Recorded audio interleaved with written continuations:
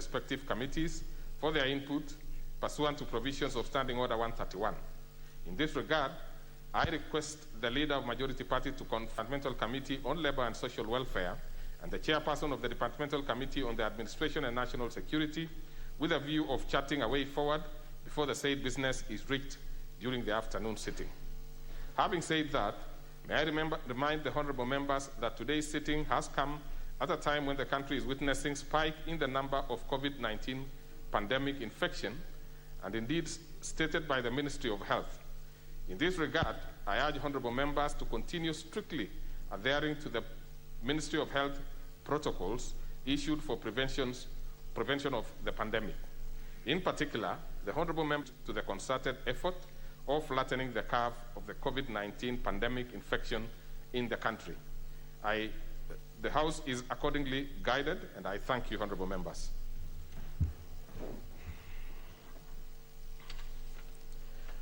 Order number 3, messages. Order number 4, petitions. Order number 5, papers. Under that particular order, we have the Departmental Committee on the Justice and Legal Affairs.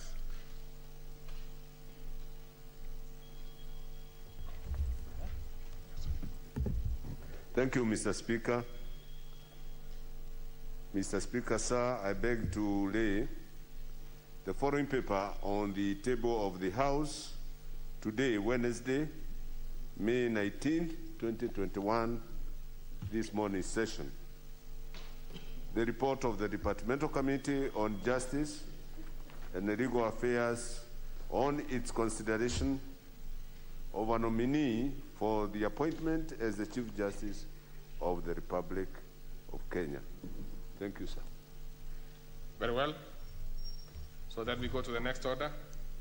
Order number 6, notices of motion. That actually is again to be done by the chairperson, Justice and Legal Affairs Committee. So you have the floor, Chair. It's a busy day for you today.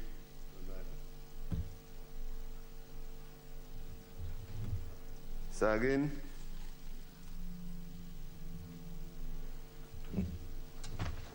again, I beg to give notice of the following excuse me, motion that taking into consideration the findings of the Departmental Committee on Justice and Legal Affairs in its report on the consideration of a nominee for appointment as Chief Justice of the Republic of Kenya, laid on the table of the House this morning, Wednesday, May 19, 2021, and pursuant to the provisions of Article 166, Sub-Article 1A of the Constitution of Kenya and Sections 3 and 8 of the Public Appointments Parliamentary Approval Act 2011, this House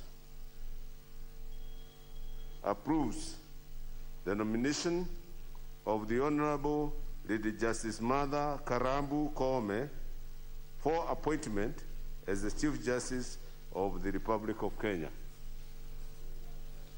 Very well. So we move to the next order. Order number 7, questions and statements. Order number 8, motion.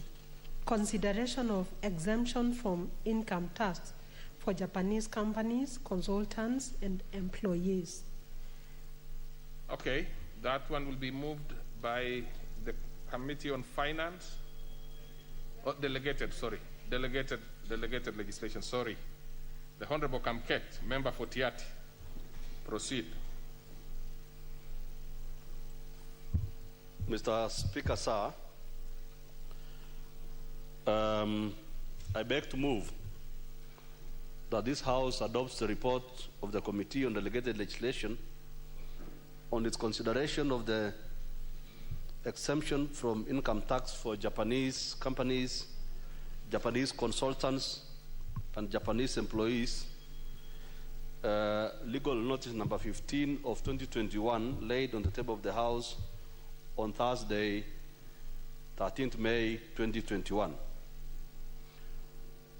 Mr. Speaker, sir, I believe honorable members have been able to get the report of the committee from the table office so that they're able to follow this motion. The legal basis, Mr. Speaker, for granting an exemption as contained in legal notice number 15 of 2021 is stipulated in section 13(2) of the Income Tax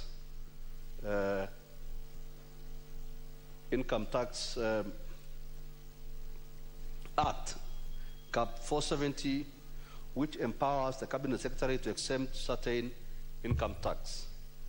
Section 13(2) of the Income Tax Act, Cap 470, empowers the Cabinet Secretary responsible for National Treasury by notice in the Gazette to provide that any income or class of income which accrued in or was derived from Kenya be exempted from tax to the extent specified in such a notice, and that any exemption shall cease to have effect either generally or to the extent specified in the notice. Furthermore, where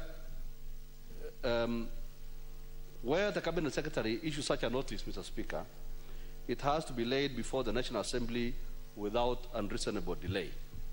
The Act further provides that if a resolution is passed by the National Assembly within 21 days on which it next sits after the notice is so laid that the notice be annulled, it shall thenceforth be void, but without prejudice to the validity of anything previously done thereunder or to the issuing of a new notice. The House, therefore, Mr. Speaker, has to pronounce itself within the statutory timelines. And if the notice is expressly approved, then it shall be deemed to have been implied approved. The exemption for income tax for Japanese companies, Japanese consultants and employees seeking to exempt those Japanese companies, consultants and employees was published on 26th January 2021 and submitted to the Clerk of Parliament and laid before the House and given to the committee on 21st March 2021 in accordance with the Treasury Instruments Act. The main purpose, Mr. Speaker, of this exemption of income tax before us today, as indicated is in respect of income accruing in or derived from Kenya by Japanese companies, consultants and employees involved in projects under the financing agreements signed between the government of Kenya and the government of Japan. The policy and requirement of the government of Japan is to have Japanese companies, consultants and employees involved in the implementation of any project financed by the government of Japan exempted from tax. This is not limited to Kenya only, but is the requirement of the government of Japan for all financing agreements between the government of Japan and any other government. All agreements signed between the Japanese government and the government of Kenya contain this exemption. Mr. Speaker, specific agreements are contained in the schedule which is contained in the report. For example, I'll just give a few examples, Mr. Speaker. The project for the improvement of the power distribution system in and around Nakuru County and Mombasa City County. The project for infrastructure development in Mombasa Special Economic Zone near Dongokundu area. The project for enhancing trade facilitation and border control capacity in East Africa. The project for human resource development, scholarship, health sector policy loan for attainment of universal health coverage, Olkaria 1 unit for geothermal power project, Moya irrigation development project, among others. They are all contained in the schedule. Mr. Speaker, sir, on scrutiny of this instrument, The committee examined the exemption from income tax for the Japanese companies, consultants, and employees in accordance with the Constitution of Kenya, the Interpretation and General Provisions Act, the Income Tax Act, and the Statutory Instruments Act. Pursuant to Section 16 of the Statutory Instruments Act, which requires the committee, where it's practically possible, to confer with the regulation-making authority, the committee held a virtual meeting with the regulation-making authority, that is the Cabinet Secretary for National Treasury and Planning, on 15th of April 2021, where he responded to the committee's concerns. The Cabinet Secretary assured the committee that the overall benefits to be derived from effective and efficient implementation of these projects outweigh the taxes foregone. In addition, the income from the jobs created from the projects and the income derived from the expenditure on the said projects generates revenue that is far much above the tax foregone as a result of the exemption. Honorable Speaker, the members raised some concerns that the exemption seems discriminatory and stands to benefit Japanese nationals more than the Kenyan citizens, considering that local companies are not exempt from tax, yet the Japanese enjoy expatriate benefits. In addition, some Kenyan companies doing business in Japan do not enjoy similar exemptions. Members also sought, Mr. Speaker, to know the status of each of the agreements earmarked for exemption. Documents were submitted indicating that 4 of the 16 projects are grants, while the rest are loan agreements. The committee, Mr. Speaker, observed as follows. Having examined legal notice number 15 of 2021 in accordance with the Constitution of Kenya, the Interpretation and General Provisions Act and the Statutory Instruments Act, number 1, that the legal notice was submitted within the statutory timelines contemplated under Section 11 of the Statutory Instruments Act. 2, that the legal notice was published on 26th February, submitted to the clerk on 9th of March, and laid before the House on 23rd of March, which is all in accordance with Section 11 of the Statutory Instruments Act. Mr. Speaker, on the matter of public participation, the committee observed that the National Treasury and Planning submitted before the committee and in their documentation forwarded to the National Assembly that the legal notice is an understanding between the two governments and that public participation may therefore not apply. Having considered the above averment, Mr. Speaker, the committee subjected the notice to the test specified in the Statutory Instruments Act and noted the following. Section 13(2) does allow the Cabinet Secretary to exempt certain activities from taxation, save that if he so exempts, then the notice must be published in the Gazette for the public to know without delay, and that it must be submitted to the National Assembly. Honorable Kamket, just yes. I know you are moving very well. You are meticulously doing your work, but since the members have the report, just summarize. I'm summarizing, Mr. Speaker. I'm actually ending. Okay, yeah. that would be okay. Thank you, Mr. Speaker. Mr. Speaker, therefore, the recommendation is that pursuant to Standing Order number 210-4, and having examined, Mr. Speaker, legal notice number 15 of 2021 in line with the Constitution, the Interpretation and General Provisions Act, the Income Tax Act, and the Statutory Instruments Act, the committee recommends, Mr. Speaker, sir, that the House approves the exemption from income tax for Japanese companies, Japanese consultants, and Japanese employees in accordance with Section 62 of the Income Tax Act, Cap 470. Mr. Speaker, sir, I beg to move and ask my Vice Chairman, the Honorable Njagagwa, to second. I thank you, Mr. Speaker. Honorable Njagagwa, in the same spirit of summary,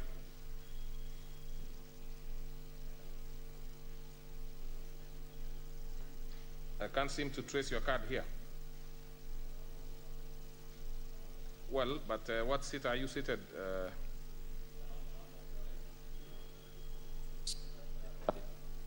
There you have Number now. 19. Number 19. Actually, it's 161 from my end. Thank you very much, Honorable Speaker. I know you're in a hurry because of the next motion that is coming. No, I'm not in a hurry at all. We have specific times until 1 p.m. So I'm just saying that we should summarize. And by the way, this goes to even the next, the move of the next motion. Motion. We really don't need a lot of details. I believe members, once they have the report, they can be able to, get it easily. So we don't really need to take a lot of time. I'm not saying specifically to touch you, the Honorable Njagagwa. Thank you, Speaker. Generally. Thank you, Speaker. Generally, I will say this, not that I stand guided by you. Sorry. Yes. In support of what my chairman has said, this is an agreement purely between the government of Kenya and the Japanese government. What the Japanese government is seeking is to get an exemption of its employees and companies and their consultants for the work that they do to Kenya or that they do in Kenya. Basically, this is for the monies that they give to Kenya as grants or loans, that they are saying, we have brought in this kind of money, exempt our people, exempt our consultants, exempt our employees from paying income tax in Kenya. Purely because even from where they are coming from in Japan, they are paying their income tax. So, Mr. Speaker, having had my chair, and having had the CS for National Treasury, Mr. Yakuri Atani, via virtual meeting, he was able to explain and expound why we should give this exemption.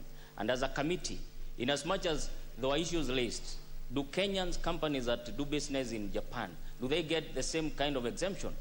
Now that we leave to the Ministry of Foreign Affairs and the Kenyan government in its totality to negotiate such exemptions for Kenyan companies doing business in Japan or other countries that give us money. But we felt that the projects that have been tabulated in the schedule given forth by my chairman, that is the Ndogokundu, the Moya Lais, the Mombasa Special Economic Zone, Mombasa Gate Bridge, or Kalia 1 and 2 and 3 units, the benefits that is accruing to Kenya by far outweighs the income that would have been accrued by charging these consultants and companies income tax. So, Mr. Speaker, without belaboring on this matter, without belaboring too much on this matter, I beg to support. Thank you. Thank you very much. Second. Chair, having seconded, I will move to the next step, which is to propose. Other members, you can take your seats, those who, or freeze wherever you are. So, honorable members, I propose a question which is that this House adopts the report of the Committee on Delegated Legislations on its consideration of the legal notice number 15 of 2021 on the exemption of income tax for Japanese companies, Japanese consultants, and Japanese employees laid on the table of the House on 13th May 2021, pursuant to provisions of Section 13(2) of the Income Tax Act, approves legal notice number 15 of 2021 on exemption from income tax for Japanese companies and Japanese consultants and Japanese employees. Now, members, you make up your mind, those ones who will want to speak on this one and the ones who want to speak on the next, because I will be picking from the list. So then, therefore, it might disadvantage you by dropping yourself a little lower. So let's start with the leader of majority party.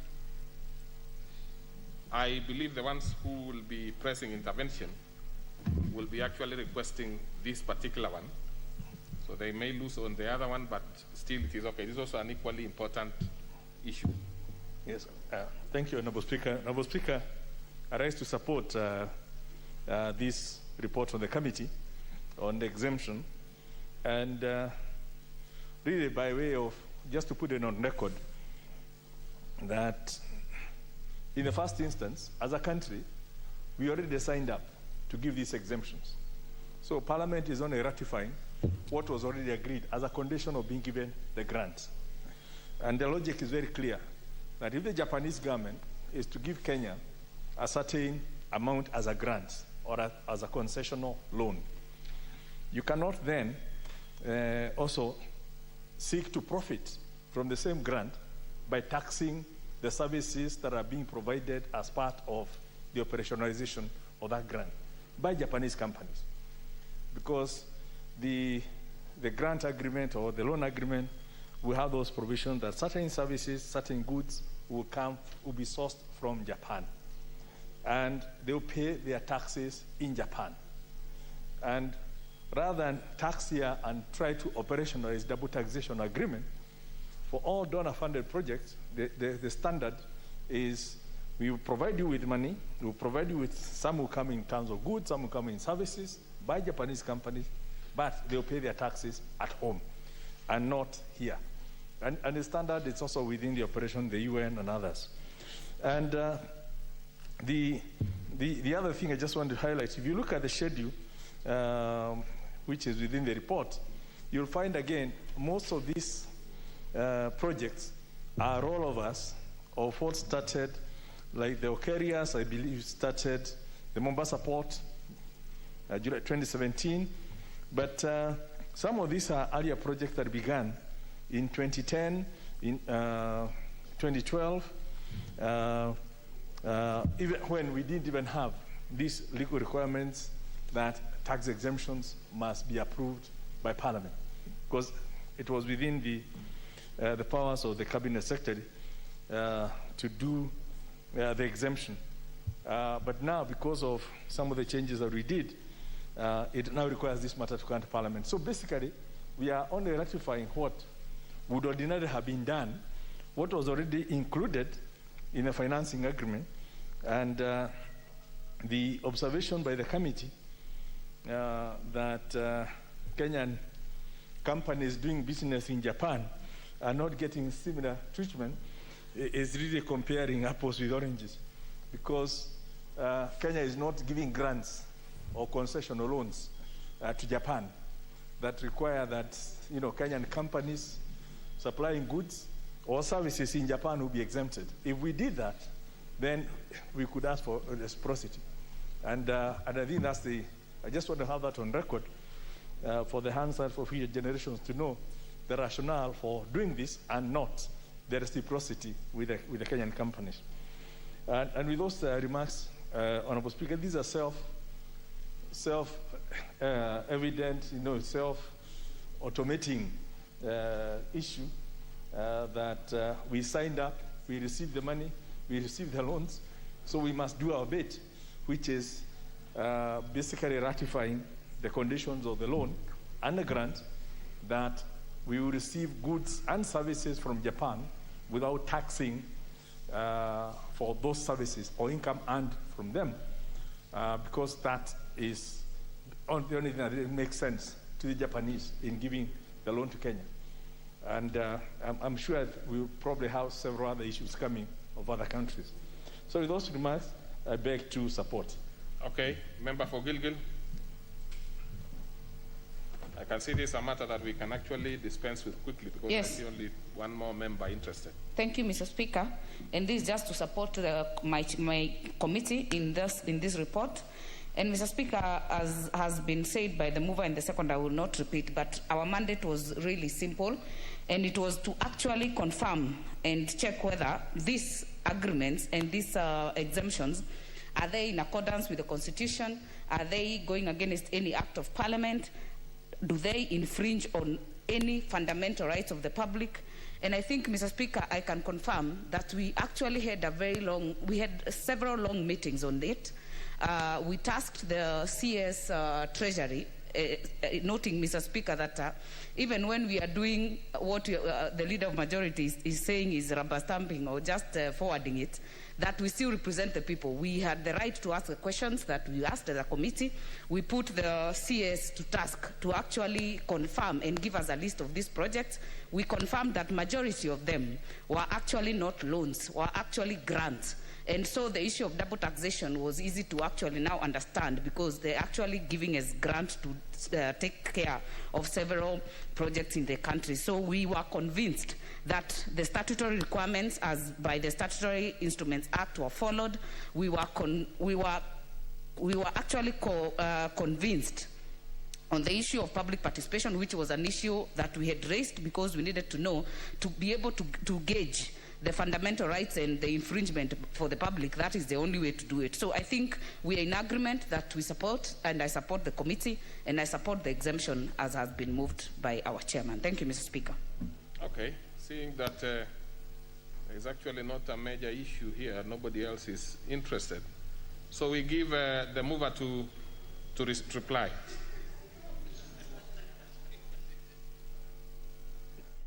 Order, members. Order, members. Order. Member for Baraka. Mr. Speaker, thank you very much. I had asked members to place it at the intervention. No member had done that, so proceed and reply. Mr. Speaker, sir, I want to thank my Vice Chairman for ably stating the way it is. I thank the Leader of Majority for actually clarifying that if we want the matter of reciprocity to apply to us, we must pull up our socks, improve our economy, so that we are able to do as Kenyans, give grants to Japan, so that we can be able to ask for reciprocity. And I thank Honorable Martha for supporting the motion. I beg to reply. Honorable members, I do what is required to be done, which is to put the question. I put the question, which is that this House adopts the report of the Committee on Delegated Legislations on its consideration of the legal notice number 15 of 2021 on the exemption from income tax for Japanese companies, Japanese consultants, and Japanese employees, laid on the table of the House on Thursday, May 13, 2021, pursuant to provisions of Section 13(2) of the Income Tax Act, approve the legal notice number 15 of 2021 on exemption from income tax for Japanese companies and Japanese consultants and the Japanese employees. Will as many as of that opinion say aye? Aye. Many as of a contrary opinion say nay? The ayes have it. Next order. Order number 9, special motion. Consideration of a nominee for appointment as the Chief Justice of the Republic of Kenya. Okay, what is it? I'm surprised, Honorable Kamket, that after your motion has passed, what is out of order with your motion passing? Yes, you have it. Mr. Speaker, I'm rising, Mr. Speaker, I'll need your guidance, Mr. Speaker, on a matter that I think is of national importance.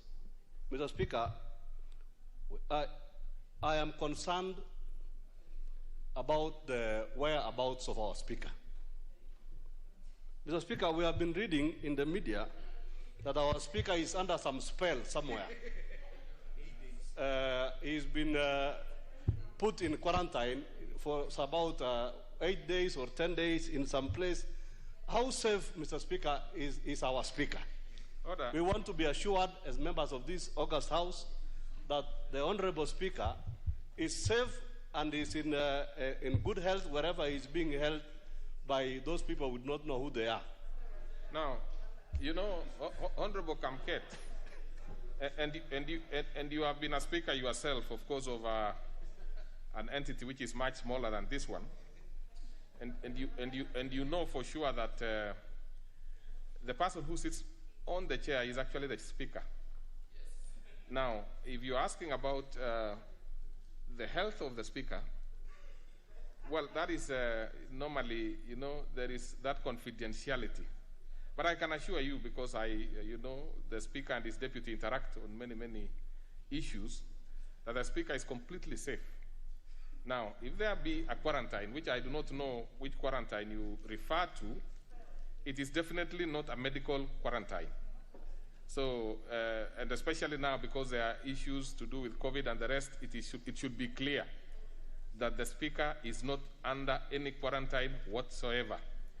Now, the speaker, like every other occasion, has many things that he does and attends to, and he's attending to one of them. He is available, of course, as soon as he's actually available on call, especially from those people who are fairly, you know, I do not want to go beyond there, but it's okay. There is no quarantine whatsoever. So it's nothing that you should. Let's proceed to. By the way, did you read the Gazette notice? He's the one who signed it. He's actually on top of everything. Yeah, anything else that I hear you've read on press and others, I'm not going to get involved because I am not completely briefed on that. The brief that I have is that it's perfectly in order. So let's proceed. Proceed. We are moving the next motion that is by the chairperson, Jailak. Have you called the order? Yes, you have. So proceed. In the same spirit that anything that is detailed in your report, you really don't need to repeat it, the members can read. You pick those salient areas, then we can be able to dispense with every activity that we have, because we only have today to deal with these matters that were set out by the Speaker. Thank you, sir. Formally, let me set out the motion. Mr. Speaker, I beg to move the motion that taking into consideration the findings of the Departmental Committee on Justice and Legal Affairs in its report on the consideration of a nominee for appointment as the Chief Justice of the Republic of Kenya, laid on the table of the House on Wednesday, May 19th, 2021, and pursuant to the provisions of Article 166, Sub-Article 1A of the Constitution, Sections 3 and 8 of the Public Appointments Parliamentary Approval Act 2011, this House approves the appointment of the Honorable Lady Justice Martha Karambu Koome as the Chief Justice of the Republic of Kenya. Mr. Speaker, the report of my committee is fairly exhaustive. It is self-explanatory. It is online. But I would like to mention at the outset that my committee was able to beat the deadlines that were previously given by the Speaker, 24th of May, by 10 days. Mr. Speaker, without delving into the major report, I would like to highlight, with your permission, some of the special attributes that make the Honorable Martha Koome stand out uniquely as a first above equals, but with unmatched qualities for the office of Chief Justice. Mr. Speaker, if you allow me to remove my mask, to be able to. I'm very uncomfortable. Yes, I have kept distance. With that, as you can see. You see, we have been very consistent in asking members. It's only that you are in an N95, so it is interfering with your. Yes. The voice, you know, I can see you have some problem with creating that voice. Yes. But Mr. Speaker, indulge me. You need to wear the mask. You will be brief anyway, so put the mask. And by the way, the member seated next to you does not have a mask, and I might actually take very, very serious steps against her, because the two of you not in a mask is not good at all. We take your advice. Yes, so proceed. Mr. Speaker, let me highlight some of the attributes that relate. And by the way, we can hear you very well. Proceed, please. The judge is a wife, mother, and has a solid family background, has very sound educational and professional background, wide experience in family law, children's rights, and human rights. has vision to revolutionize the judiciary and eliminate corruption in all forms and shades. She believes I can testify that she demonstrated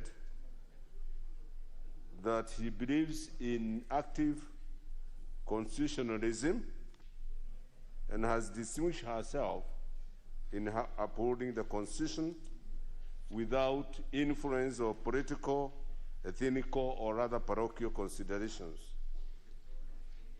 She is an able communicator who undertakes to improve the relationship between Parliament and the executive and the judiciary to ensure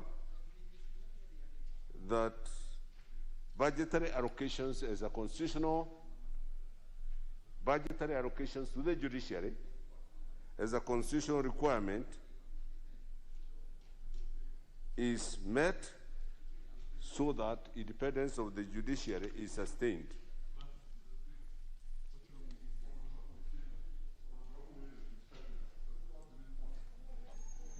Honorable Babu Awino, I know you are a first-timer.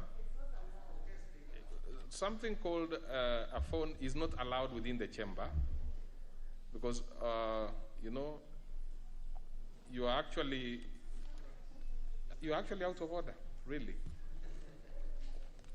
You need to apologize for, you know, if, in fact, without even hiding it, you are actually standing up to do that. Honorable Babu, what do you have to say before I take any punitive steps against you? Honorable Babu Ongili. Sorry for that, Mr. Speaker. Okay, if you have, it's not easy to get a sorry from you, so once that happens, let us proceed. Out of respect. Proceed.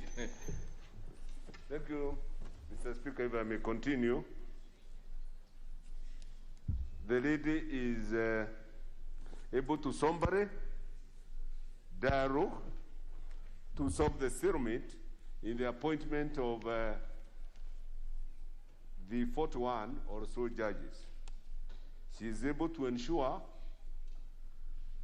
that the ratio in Wabora case, if you recall, Mr. Speaker, sir, the Wabora case, that the courts should, with a lot of circumspection and sparingly issue orders that may inhibit parliamentary processes and procedures.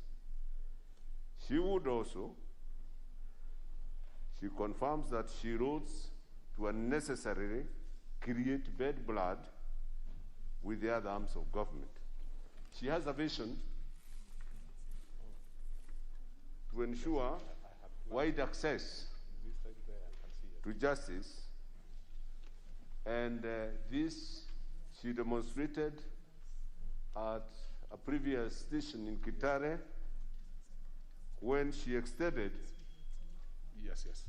judicial services and justice to far-flung areas, Dogtown,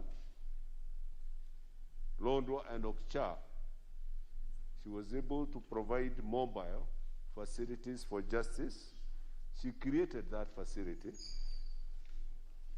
She is ready to avoid and curtail any activism and experimental, new and untried areas of jurisprudence. Particularly, Mr. Speaker, she is ready, able, and willing to breathe life to Article 259 of our Constitution, which the relevant passage is that this Constitution shall be construed, interpreted in a manner that, most important, there are 4 considerations, but the last one is crucial one, that in a manner that contributes to good governance. And on the same article, she says she is able to ensure that the law will always be speaking.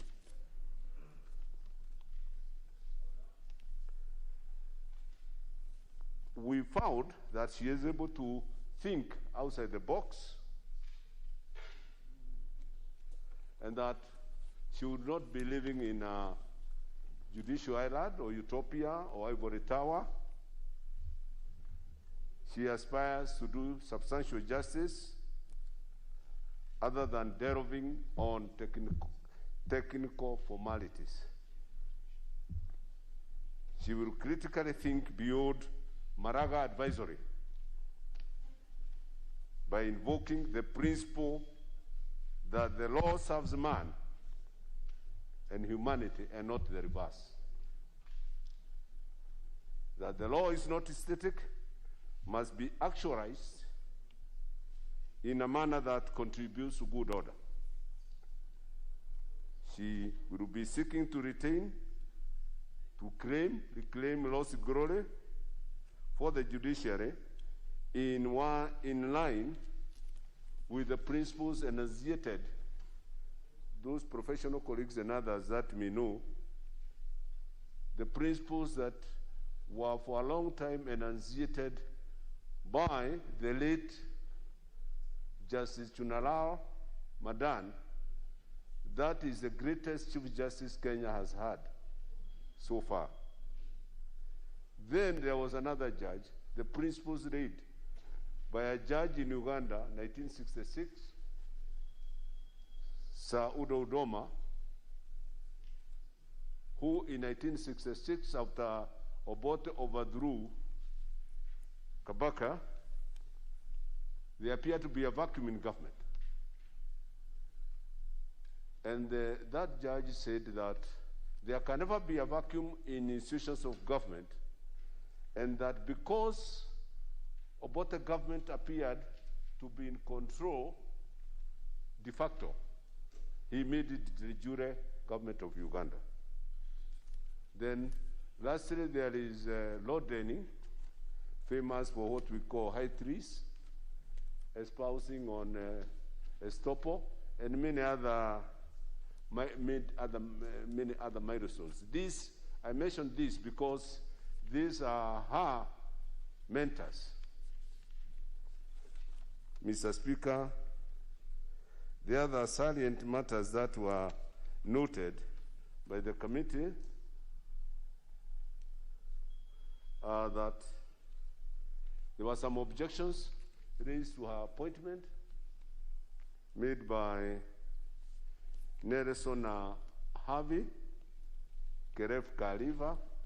These same objections had been raised before Judicial Service Commission. In that forum, they were dismissed. But in my committee, in its wisdom, found that these objections had no root, they were unmeritorious, unsubstantiated, vexatious, and malicious. The committee was also satisfied with the response by the nominee to the objections. All the necessary statutory reports and other necessary reports by KRA, intelligence, and other bodies were furnished to the committee. That Article 166 relating to appointment of the Chief Justice were met, and that all the statutory procedures preceding the approval had been duly met. Mr. Speaker,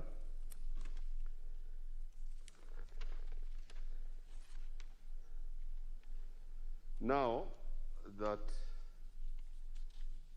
the statutory procedure and constitutional provisions were met, all the requirements were met in the first schedule of the Judicial Service Act 2011 on provision relating to the appointment procedure for appointment of judges. Mr. Speaker, then pursuant to Article 166 of the Constitution of Kenya, the Public Appointments Parliamentary Approval Act 2011, starting under 216, suborder 5F, and 199 of the National Assembly, the committee unanimously recommends that, and by unanimous, Mr. Speaker, I say the committee is constituted by 19 members, 15 set, 4 are absent with apologies, and those 15 have appended their signature endorsing the approval of Lady Justice Mother Karabu Koome for appointment by His Excellency the President to become the next Chief Justice of the Republic. Mr. Speaker, sir, lastly, I wish to express gratitude to all members of GLAC for the efficiency, devotion in dealing with this matter and rendering the report professionally and expeditiously. The committee also wish to express gratitude to the Office of the Clerk of the National Assembly and his staff for ensuring that all processes attendant to this nomination were professionally handled and timelines met. In the circumstances, therefore, Mr. Speaker, I beg to move and ask, request that my Vice Chief Justice, I think, CJ. No. Just to Kajwang, PJ Kajwang. I call him. No, and sworn. Let me just advise members. Mr. Speaker, sir, this was not an approved Chief Justice. It did not go through vetting. It's just a nickname. Actually, yeah. People's justice are here. Just a request, and this is, well, I'm not involved at this particular point in time, but for members, especially the fairly new ones, there is a lot of merit in allowing other members to speak, even if you are the chair, because that makes it easier for you to canvass and have people support you. So if you take all the time between yourselves, I am through. It becomes a bit difficult for you to get support. So Well, I'm saying as a member who's been here for a long time, and I also see a few members who have been, it is better when you are brief. You will be able to give other members an opportunity to contribute one way or the other and have something to say when you are responding, when you are replying. So you have asked that we give the Honorable TJ. Mheshimiwa TJ Kajwang, Yes. my Vice Chair. Honorable TJ, let's have you doing this. Mr. Chair, Mr. Speaker, it looks like the member for Kangema has very good words for me. He's praying for me. One of these days, I think he will vet me for the position that he seems to think that I merit. Allow me, Mr. Speaker, first of all, to express my appreciation to the House for nominating me into this committee. I've not had the opportunity since I was nominated. And I also want to thank the committee for expressing confidence that I can join them in the leadership of this committee. I promise nothing but lowliness of heart, humility, and that I will proceed according to the law. So, Speaker, sir, management of committees is like a soccer match. The coach knows who and who to field in the soccer match. and especially if he thinks that the soccer match could end into a post penalty, there are chances that he will reshuffle people, including goalkeepers. So when you see that I am in the game, probably I am there to shoot. Now, Mr. Seconder, get back to the main business. Mr. Speaker, those are very relevant to this issue because all these issues are dovetailing around the issues concerning the committee. But I'm a seasoned member of this committee. I rise to second this motion for the approval of the Chief Justice. Mr. Speaker, sir, you should watch the video. Mr. Speaker, I want to get your attention. Mr. Speaker, sir, if I could just get a little attention from the Speaker's office. You should watch the video. Mr. Speaker, sir, I was making a comment. I'm making a very, and I think the leader of the majority should listen to me also. You should watch the video of how this committee conducted the vetting. It is how it should be done. And as the Deputy Speaker and the Chair of Liaison, I humbly suggest that this video should be clipped and sent to committees so that we have a proper way, a way with decorum, that approval hearings, selection hearings should be done in the Assembly. It is how it should be done, now, the quality of it all. Now, who was the judge in this one? Maybe what you should be suggesting, Honorable TJ, yes. You have actually, excited the House to want to look at the video. Yes. Now, don't say anything more on the video. We definitely will be getting back to the committee on whether we think that they did a good job and therefore spread the gospel to the rest of the committee. I'm sure you'll return a verdict. I can assure you that one, we will want that video, and we will want to see what happened in this committee that even TJ I'm himself... sure you'll return a verdict that this is how things should be done. But, Mr. Speaker, sir, the approval is governed by Section 7 of the Parliamentary Approval Act. And the three issues that we look at is the procedure adopted by the interviewing panels, the constitutional and statutory suitability, and then the last one is a whole gamut called the suitability in terms of experience and competence. The report is replete with specific findings on the procedure that was adopted, the constitutional and statutory competences that the Lady Chief Justice exhibited, and issues on suitability. And you will find that in every of those issues, we have made specific recommendations approving the competence of Lady Chief Justice Martha Koome. But I don't want to spend time on that because that is in the report. I just want to speak to Lady Justice Koome.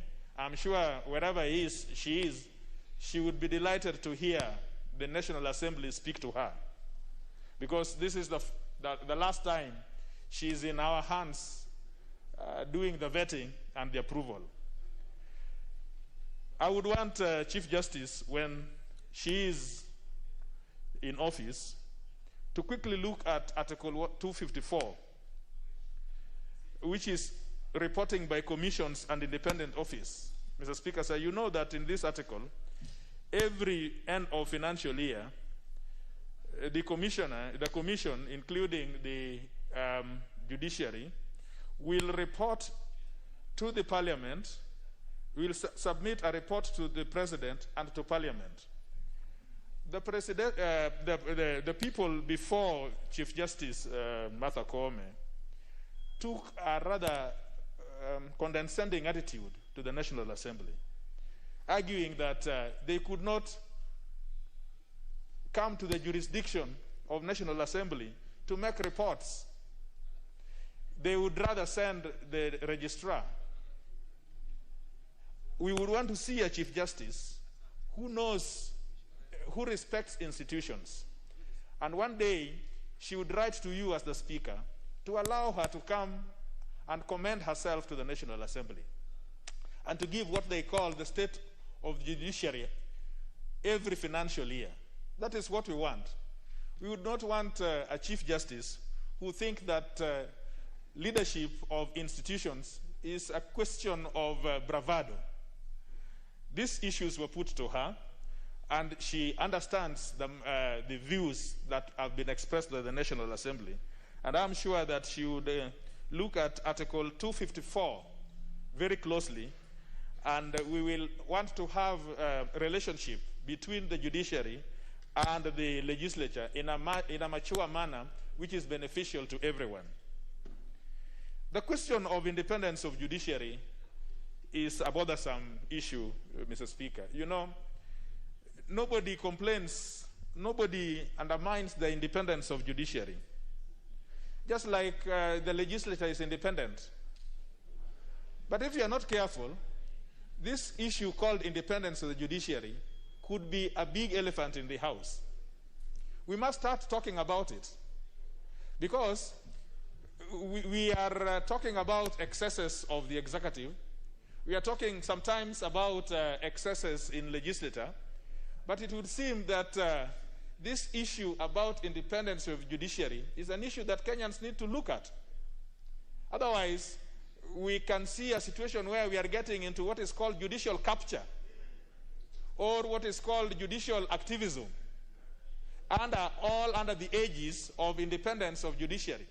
Mr. Speaker, sir, I hear sometimes people talk, and recently when there was a decision of the High Court, many people are saying, oh, don't criticize those judges. Don't say things about those judges. Why not? These are people who are exercising authority delegated to them. We as legislators, we are criticized all the time. And it is good. It is the only time that public are able to engage with us. And so, when they make judicial decisions the way they did, I see no reason why Kenyans cannot have learned response and learned engagement with the merits of the decisions that they make. But the Chief Justice, I think, now knows that the question of independence of judiciary, without assaulting on it, but there must be a clear balance, because we live in this country, all of us. You choose to be independent, but you still live in this country. And so, if you want to run a judiciary which goes by legalese rather than the practicals of how we live, then you now know that you are living in a utopia. Mr. Speaker, so I want to talk about gender. I can see my time running, but we are very few, Mr. Speaker. I don't know, maybe we should have more time now that we are few of us. I want to talk about gender. The Chief Justice very well knows that the office of the Chief Justice, as well as the office of the Deputy Chief Justice, are both of one's gender. Now they should know that with that in mind, for the time that they will be in that office, there is another gender that is watching them. How they are going to exercise themselves. Mr. Speaker, sir, a few minutes to talk about gender. Honorable TJ, whether you are going to talk about gender or anything else, you see, Honorable TJ, it's the same argument I had with your chair, that you see yourselves and the committee really went through this issue. So you probably need less time yourselves. Now, I just want you to second. Speaker, sir, you remember there were a few engagements we had with the Speaker. One minute. Yes, there is the other gender. There is the other gender that is watching. And we would want to be comfortable. For the first time, power is in the hands of two people. We want to see how they are going to exercise this power where both genders are concerned. We are very interested. Mr. Speaker, sir, let me sit down by also talking about ethnicity. I know my senior member for Kisumu East is going to talk about this. But I must speak about it. It is known, and everybody knows. No, I am seconding. You second. I have been in this house long enough to know how to second. If you are a first timer, you should know that I have an opportunity to say everything and anything about the report. Well, within the time allocated. So you second now. I second, Mr. Speaker. Thank you very much, TJ. TJ, now that is... so let's proceed and do what we are supposed to do, which is to propose a question. And I proceed to propose a question, honorable members, which is that taking into consideration the finding of the Departmental Committee on Justice and Legal Affairs in its report on the consideration of the nominee for appointment as Chief Justice of the Republic of Kenya, laid on the table of the House on Wednesday, 19th May 2021, and pursuant to provisions of Article 166(1)(a) of the Constitution and Section 3 and Section 8 of the Public Appointments Parliamentary Approval Act 2011, this House approves the appointment of Honorable Lady Justice Martha Karambu Koome as the Chief Justice of the Republic of Kenya. Subject, of course, to the notice that has been made. No, there is no issue of putting the question. Honorable members will be allowed to speak. What is it the member for Mbere North?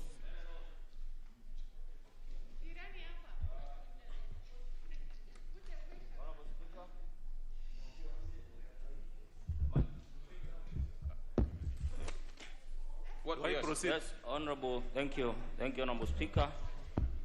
With your kind permission, Speaker, I beg to give notice of the following motion, that pursuant to the provisions of Standing Order number 97(1), and notwithstanding the resolution of the House on February 10, 2021, limitation of debate on motions, including a special motion, this House orders that speaking time for each member be reduced from 10 minutes to 5 minutes. Mr. Speaker, my justification for the request for this motion, Mr. Speaker, is very simple. That this is a momentous occasion. It is a historical occasion, Honorable Speaker. You'll appreciate that the mover and the second have taken almost close to 1 hour or 45 minutes. Mr. Speaker, this is a special sitting. Time is not on our side. If we take the same amount of time, 10 minutes, and many of us want to speak in support of this motion, this is a lady who is assuming the office, Mr. Speaker, of the Chief Justice. And I have no doubt, going by the report that has been tabled by the mover, that if all of us, Mr. Speaker, were to take the entire 10 minutes, we will not give justice to this motion. And it is on that basis, Honorable Speaker, that I beg you, and I urge this House to find favor in my request that, Mr. Speaker, we limit ourselves to 5 minutes. Don't spend more time. If you are now, honorable members, just to give you an overview, we have about 30 members who want to contribute. That should help you in making your decision one way or the other. But as far as I'm concerned, it's for you, the members, to make your decision. So that the honorable member for Imenti North has made a request. Mbere. I said Mbere. I didn't say Imenti. I said Mbere. Mbere North. I know that particular member very well. I went to school with him. Actually, he went to school with me. I think it's the other way around. So that he wants that we limit debate to 5 minutes. Will as many as of that opinion say aye? Aye. And as of a contrary opinion say nay? The ayes have it. So 5 minutes for every member. We might ask the leader majority to relax a bit.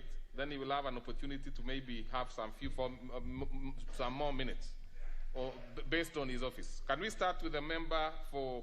I know the leader majority, of course, has a. But let's give a few other members first. Let's start with the Honorable Dawood, followed by Honorable Wambugu Munene, followed by Gitonga Murugara. In that order, so that we save time. Thank you, Mr. Speaker. Mr. Speaker, I want to say, first of all, I want to thank the JSC for nominating Honorable Justice Lady Martha Koome. And Mr. Speaker, the committee of JLAC, I want to thank them sincerely. I was there in that committee as a friend of the committee because Justice Lady Martha Koome comes from my constituency, and she comes from Kidhio village in Muiteria, which is in North Imenti. Mr. Speaker, I agree with the Vice Chair when he said people should watch the video, because, Mr. Speaker, I was in that in the sitting on the approval. And the questions they were asking, I was very, very scared initially that if this is the way we are going to be vetting people, then I think nobody will go through, because I've been to many vetting when I was in the finance committee, and it used to be like a rubber stamp. But that day, I was glad of the questions which the JLAC committee asked, especially Mheshimiwa from Kisumu, Mheshimiwa Alago Lodge, Senior Counsel, when he asked Justice Martha Koome whether it would prick her conscience to come from the same area of the judiciary headed by somebody from the same mountain area. And Justice Koome replied very well, in the sense that she said where she comes from or where she was born, she did not choose to be born from there. And that is what should be the case in this country, Mr. Speaker. Like for myself, I come from Nordimenti, and nobody would expect me to be a member of Nordimenti, but that is the way we need to change our country. That is what we need to change our mindset, Mr. Speaker. Mr. Speaker, when Justice Martha Koome talked about all the things she would do in the judiciary in 100 days, I believe she's a woman who is a woman of integrity, a lady who can do what she says. Because, Mr. Speaker, I have dealt with her when she was assisting us in one of the schools she's been through, Mbeo Primary. And, Mr. Speaker, she's a very good mentor. Let me tell, she gives her time and energy, because she mentored the children of Mbeo Primary. And, Mr. Speaker, when we as a country are grappling with the two-thirds gender principle, and now we are getting the two-thirds gender principle in the third arm of government, I think that should be the best thing which can happen to this country, because that goes to show that we are serious with the gender principle.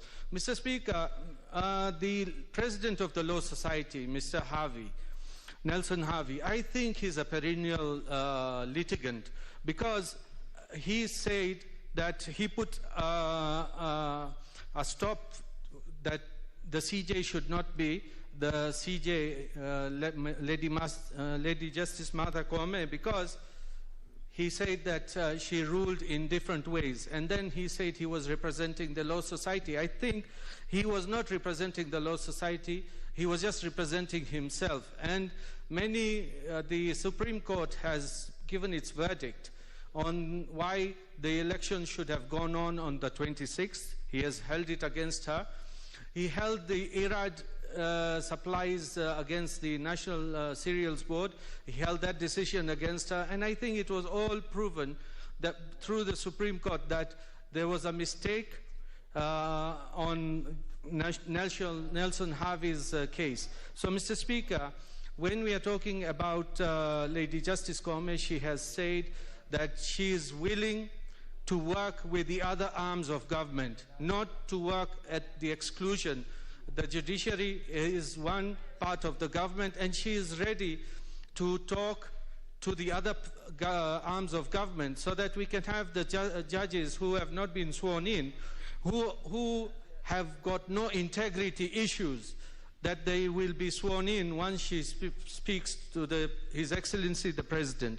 And I think once we have got that, then we should, on the question of the elections, Mr. Speaker, Lady Justice said, yes, there will be elections, as everybody knows, that in August 2022 we'll have elections. So at that time, the matter of the mountain will not be there, because it will be anybody who gives himself or herself to be chosen as the head of the executive. Whoever wins will be the head of executive, and it doesn't have to be that it has to be somebody from the mountain or the other place. Mr. Speaker, I want to say that she has even promised that she will sort out the land issues which are a headache in the judiciary.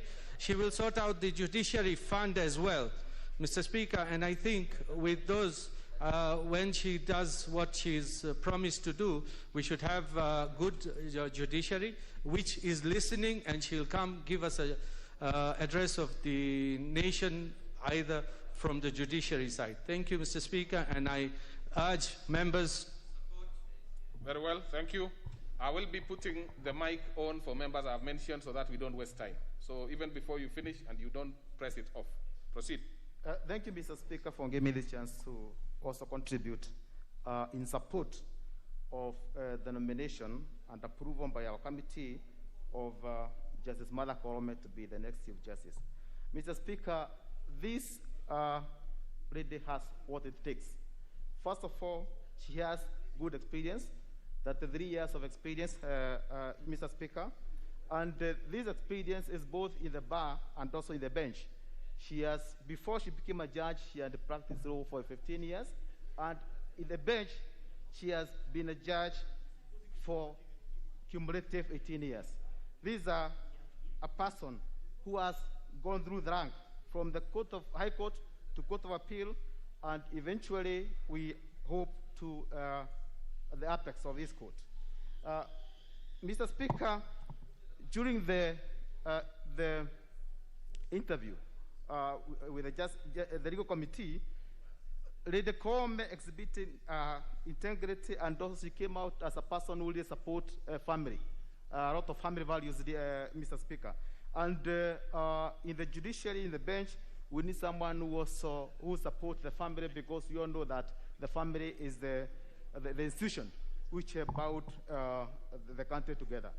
Far from that, apart from our experience, she came out as someone who understands what a Chief Justice should do and should be all about. Someone who leads one arm of government, but at the same time, as she maintained the independence of the judiciary, because she was very clear that given the chance, she will ensure that the judiciary is absolutely independent. And that's what we want. All Kenyans of goodwill want a very independent judiciary. But she also acknowledged that judiciary or judges do not live in a vacuum. In terms of giving services, they are interdependent. That the 3 arms of government must work together when giving services to the Kenyans.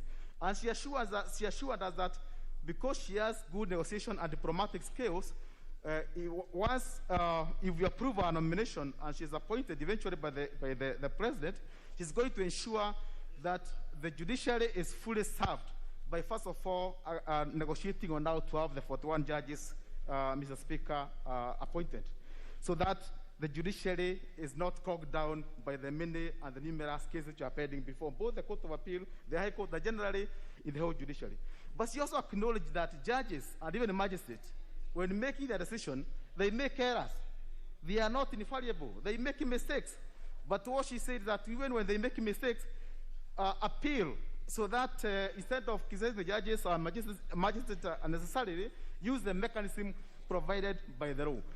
The most important question was, is she a progressive? Is she going to introduce activism in the judiciary? But she was very clear that she's a progressive liberal, and she's going to ensure that all decisions the courts make are guided by the Constitution of Kenya. And that is the most important thing, that whatever decision the courts make in a term, ensure that they are guided by the Constitution of the Republic, of the 2010 Constitution, which should be the case actually. Lastly, Mr. Speaker, we have to appreciate that she will be the first female Chief Justice. Kenya has had a number of about 23. Time is over, so you have supported anyway. So we'll give Honorable Murugara, but Murugara, you'll be next, because I have had some complaints that the ladies have not spoken, so I will interchange. So we will have the Honorable Member for Gilgil coming before you as you prepare. Yeah, Thank you, Mr. Speaker. That's how it can work. And for the indulgence. And Mr. Speaker, from the onset, I want to say that I support this nomination of Justice Martha Koome. It is indeed a historic moment to have one arm of the government in this country being led by a woman. We are proud, Mr. Speaker, and not only led by a woman, also deputized by one as it is. And I want to assure Honorable TJ Kajwang that we have been watching you in the other arms of government. So this time we say sit back and take notes, because I have no doubt that Martha Koome will do us proud. And Mr. Speaker, I say that in cognizant and knowing very well that if a woman fails in whatever position, it is seen like the whole gender fails. It does not apply for men. If a man fails, it is seen as one. But when a woman does, so she also knows the weight on her shoulder. And Mr. Speaker, the issue of her professionalism has been demonstrated in the report. And I want to thank the committee because they did a proper job in terms of digging into her intellectual capacity, her legal judgment, and even her background, Mr. Speaker. And coming from a human rights defender background, Mr. Speaker, we expect that she would be progressive, as has been said in the report, and she joins other countries in Africa, including Mali, Senegal, Nigeria, and others that have had a Chief Justice who is a woman. So, Mr. Speaker, for all the girls in this country, for all the women in this country, we are proud of Justice Martha Koome. And I pray, Mr. Speaker, that one thing that we'll be looking forward for her to do is what she said. She has to jealously guard the independence of the judiciary, as has been said before, Mr. Speaker. And that is not to say that they exist in a vacuum. It must be interdependent, even with the other arms of government, but at the same time, ensuring that the independence is guarded. Mr. Speaker, I also hope that she will be at the forefront, because she has done it before in her career, to bringing justice closer to the people. In terms of the mobile clinics, I hope this time, Mr. Speaker, she will do an overhaul. She will ensure that the backlog in the courts of this country, Mr. Speaker, are reduced. Because we have seen people who have had court cases that drag for 20, 25 years. You even die before even knowing your verdict. So I hope that she will be at the forefront to ensure that she has improved that. And Mr. Speaker, I want to note, even for people who have had matters in the courts recently, this COVID time, something I've noted from the judiciary is that if you have a matter in court and it is mentioned or it has a ruling, they actually send you a text message to tell you your matter was heard, to tell you your matter was listened to, and whatever happened to it. So I hope that this can also teach us, even as we embrace virtual participation, even in court, that she will put more resources in terms of ensuring there are enough magistrates and improving our ratio to ensure that this justice is actually commensurate to the number of people seeking these services. Mr. Speaker, I hope that the issue that she spoke to of operationalizing the judiciary fund is also something else I'll be looking forward to see. But more importantly, she must know that she's a trailblazer. She has set the pace, and we are watching. And not only the other agenda, even us who are her agenda are watching, because we know that she has opened doors and broken a glass ceiling to be the first Chief Justice of this nation. And I support, Mr. Speaker. Thank you, Mr. Speaker. Mr. Speaker, allow me to add my voice to support the report of the Justice and Legal Affairs Committee. And may I say from the outset that Lady Justice Martha Koome has experience that is unmatched. It all begins with her own career as a young advocate during the clamor for multi-party reforms in the country in the late 80s and early 90s, when we were actually under the Canon dictatorship. She was actually able to stand out and speak for Kenyans. Lady Justice Martha Koome has also worked well on human rights and rights of the underprivileged, especially in family law. That makes her stand out as a person who is actually amiable to the citizens of Kenya. She has worked as a judge of the High Court and the Court of Appeal, and she has rendered exemplary service. This is a plus for her. However, as it appears we are going to approve her and she's going to be appointed, it is important I point out to the incoming Chief Justice that first and foremost, Lady Justice Martha Koome must guard zealously, jealously, and religiously the following, without any reservations. Number one is the independence of the judiciary. No doubt whatsoever. We know for sure in Kenya it is under attack, and it must be protected. She must also guard the supremacy of the Constitution, because we have seen several persons trying to claw back on the gains we have made under the 2010 Constitution.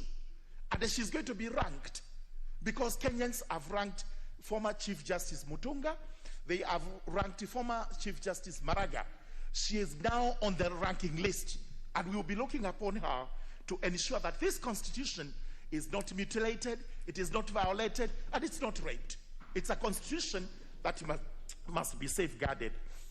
She will also have to guard and protect the rule of law in the country, the dignity of the courts, because we have seen court orders being disobeyed left, right, and center. Sincerely, no country, a democracy that purports to be under the rule of law would ever work with the disobedience of court orders. Lady Justice Martha Koome, Kenyans are watching you. They are saying we must be protected.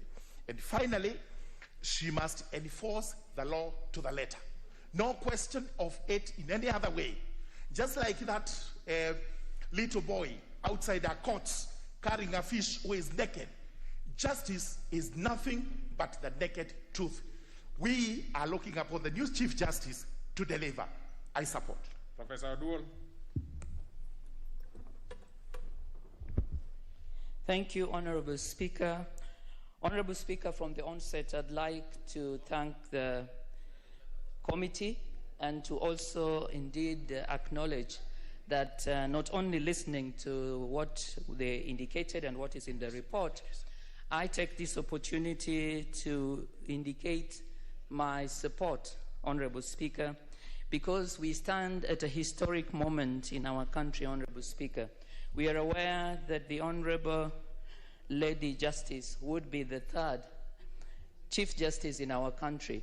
And Honorable Speaker, I would like, as I support, to indicate that what is coming out clearly, Honorable Speaker, is that we find that leadership, whether it is at the judiciary or any other area, is gender neutral. It seeks to look at competence. We seek to look for a foundation that would take our country to the level that we would like. And so, Honorable Speaker, as I support the committee and indeed confirm that the Honorable Lady Chief Justice Martha Koome is suitable, I do it by looking really at the question that what we are looking at is a historic moment from the point of view that we do have a lady that would be coming in for the first time. But Honorable Speaker, I use it to celebrate the demonstration that leadership, that competence, that indeed what it is that we need to help us sustain the forward-looking significant progress that we have seen in the judiciary will indeed be fulfilled. Honorable Speaker, I conclude by saying that it has also been said that women and men do lead differently. And I know the Honorable and my senior, TJ Kajwang, did indicate that the other gender will be watching. I conclude by indicating that there is a difference in terms of the way women and men lead. And the women, Honorable Speaker, it has been proven, tend to listen a lot more. They tend to engage, and they tend to be much more ready to negotiate and to ensure that everybody is taken on board. And so I am glad that as we look at the fear that sometimes we have of excesses, we shall find in the Honorable Lady Justice Martha Koome opportunity for interdependence, opportunity for negotiation. Thank you, Honorable Speaker. I support. You actually did it in exactly 2.5 minutes. Honorable Maure, maybe that is to tell us actually how you would be leading.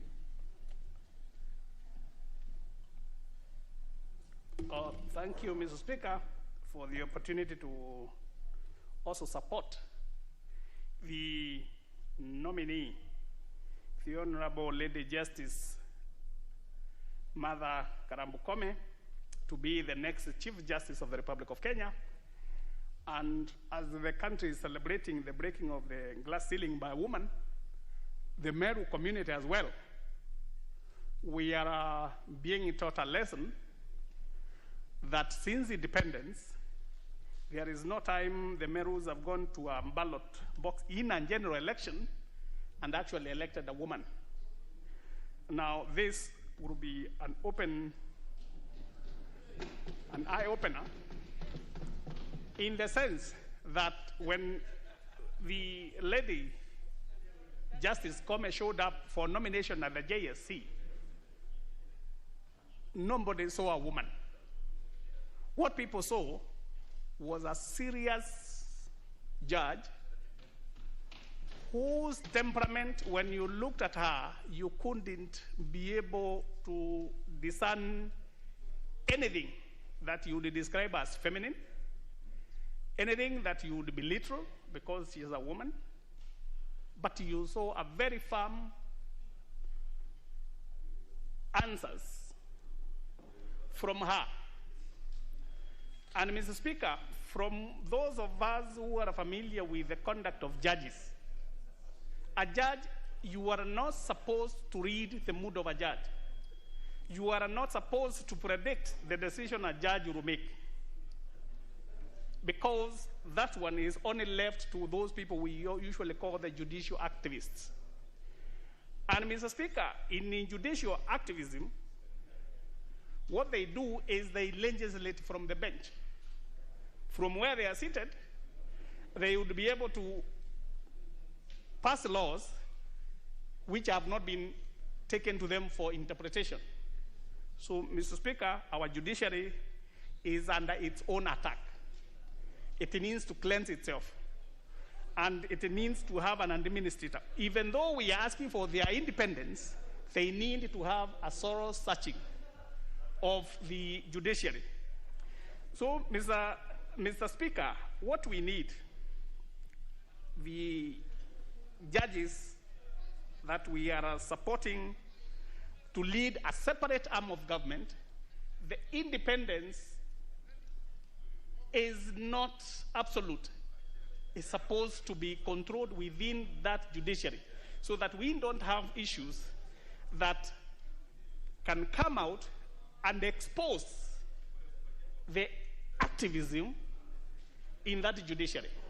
So, in conclusion, Mr. Speaker, I would like to support the integrity, the wisdom that has been displayed by this nominee, and I also say that in our area of Mount Kenya East, at the national leadership now, we are really represented. Thank you, Mr. Speaker. Paris. Thank you, Mr. Speaker. Today I stand here as a duly elected woman leader, and I want to say that I am proud of the fact that one of the arms of government, the judiciary, will soon be headed by a woman. It is no mean feat. I mean, at the end of the day, we have strived as women to get our space in society, in political space, in private practice spaces, as well as just knowing that when you look at us, we cannot deny the fact that we're women. And we want to have our space knowing that we actually are 50% of the population. Martha Koome, Lady Justice Martha Koome, is a woman. And let us not shy away from embracing her as a woman and saying that today we are proud that we have her as the nominee for Chief Justice. And the reason I say that is because I see a lot of the men, when they're standing up to speak, they're trying to say she's just a good leader. Yes, she's an amazing leader. But we cannot stop underlining the fact that she is a woman. And we have to celebrate that, not just for her, but for the many women in this country, the girl child, and the women that aspire to be leaders. What I like about Martha Koome, because I've actually been to a few of the forums that she held when she was heading the task force for children, is the fact that she's very humble, extremely humble. She has integrity, she is grounded, she's compassionate.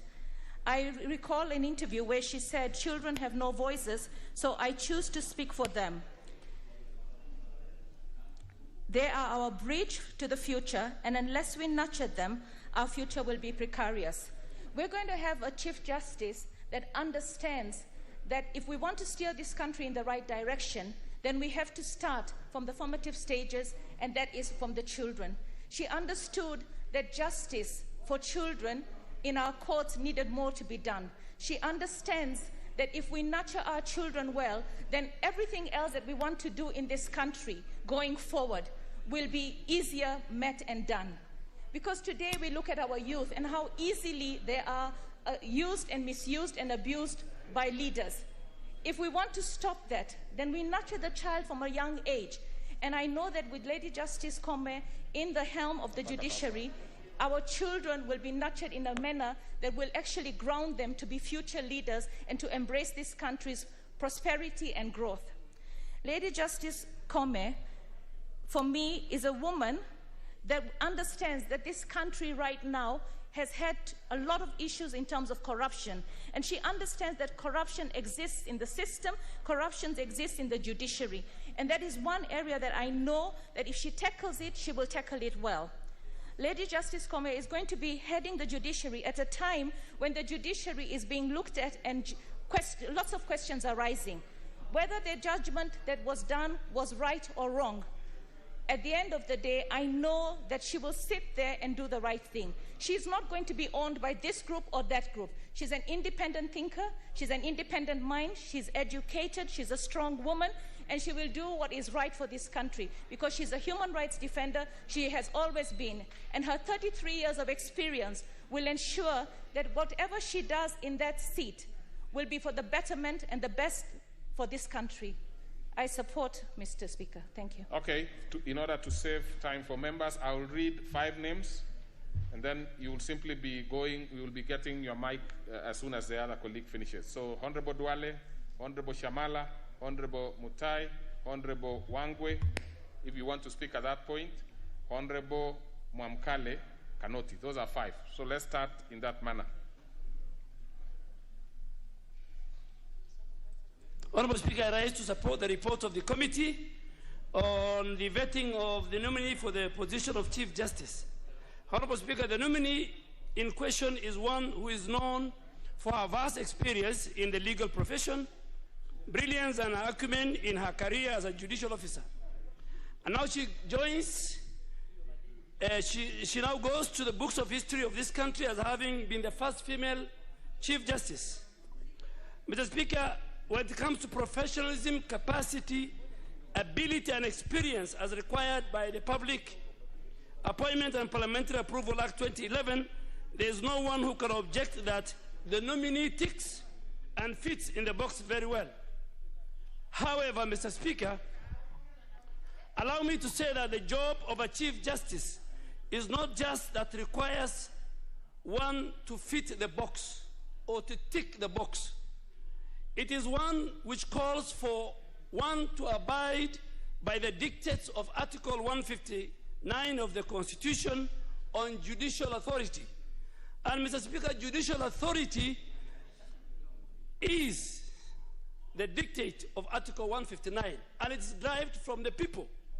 So judicial authority in this sense, we expect Honorable Lady Justice Kome to drive that authority from the people of Kenya.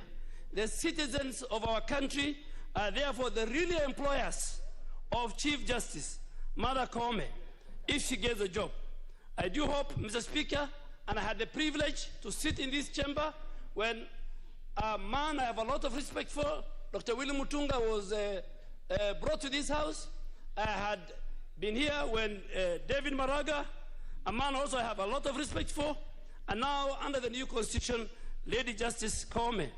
In executing her duties, she must be, and at all times, fidelity to the law and the people of Kenya, and that is what should guide her.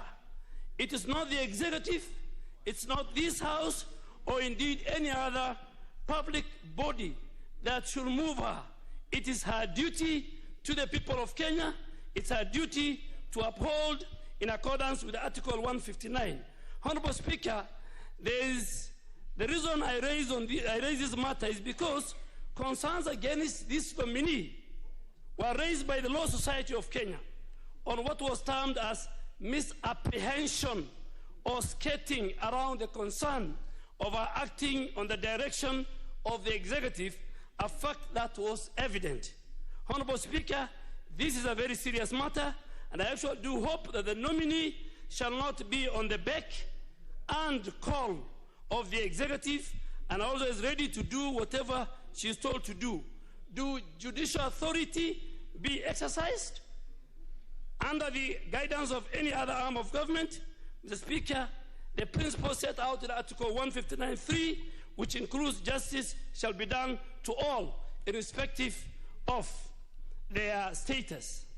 Mr. Speaker, finally, I want her to read and maybe listen to what Thomas Jefferson, the founding father of the United States and who served as the third president of the US, said on matters.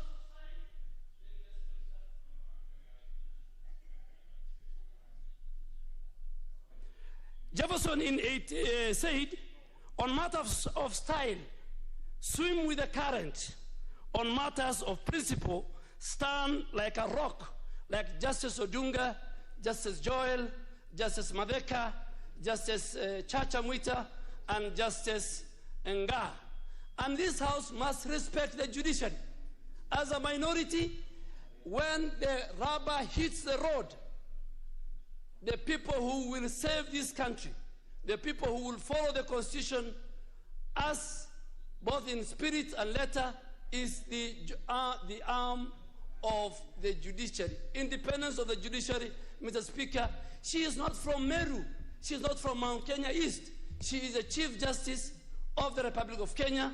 And I hope she will follow what Honorable Willie Mutunga stood for, what Honorable Justice David Maraga stood for, and we are watching her as the people of Kenya. Thank you. You nowadays quote too much of these very serious philosophers. Proceed, Honorable Mutai. My sister Shamala can go ahead. Actually, in that order, yes, I'm sorry. Actually, that order, I'm not yes, jumping. Yes, you are right. Yes. Thank you. Right. Thank you, Mr. Speaker, sir. Mr. Speaker, I rise today to support the recommendations and the report of the Justice and Legal Affairs Committee for that the Honorable Lady Justice Martha Koome do be approved by this august House. Mr. Speaker, there are three things that stood out for me when it came to this particular nominee. She demonstrated for Kenya, amongst other